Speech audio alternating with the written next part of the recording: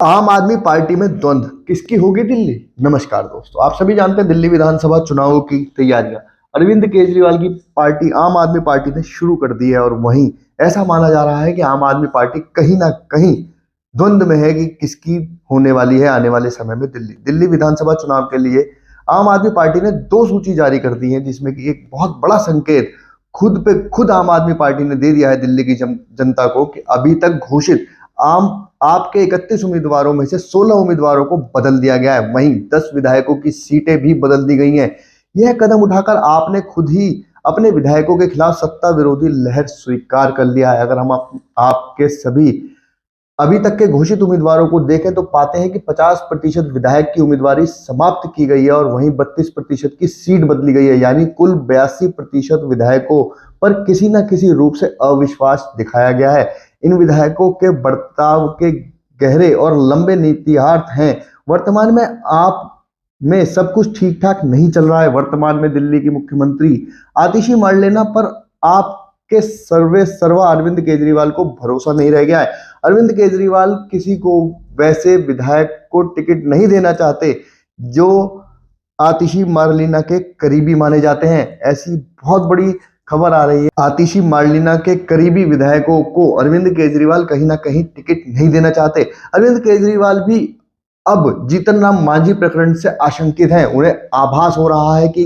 जैसे मांझी ने नीतीश कुमार के साथ सत्ता बदल के लिए जोर आजमाइश किया था, वैसे ही उन्हें भी ना करना पड़े। आप सत्ता विरोधी लहर से इस कदर भयंकर है कि उसे अपने दूसरे नंबर के नेता मनीष सिसोदिया की भी सीट बदलनी पड़ी।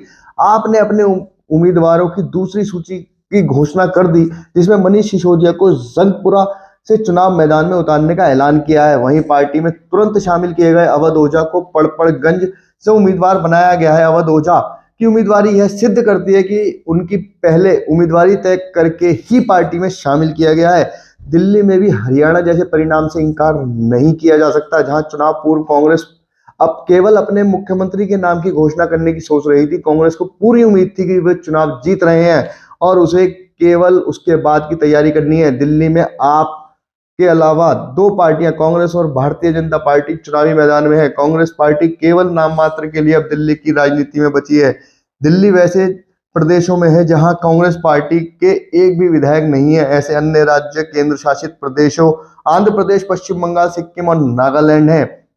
दिल्ली वैसा प्रदेश है जहां कांग्रेस पार्टी पिछले 3 लोकसभा चुनावों 2014, 2019 और 2024 में अपना खाता भी नहीं खोल सकी। यह तब हुआ जब इन 3 चुनाव से पूर्व 2 लोकसभा चुनाव 2009 में कांग्रेस पार्टी ने दिल्ली की सभी 7 लोकसभा सीटें जीती थी। वहीं 2004 में 7 में से 6 सीटें जीती थी।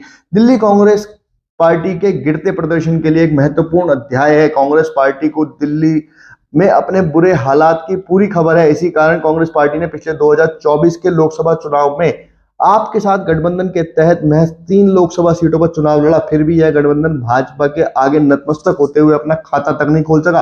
कांग्रेस पार्टी ने पिछले 2 विधानसभा चुनाव में दिल्ली में ऐसा प्रदर्शन किया कि इस बार उसे उम्मीदवार खोजने की मशक्कत करनी पड़ रही है।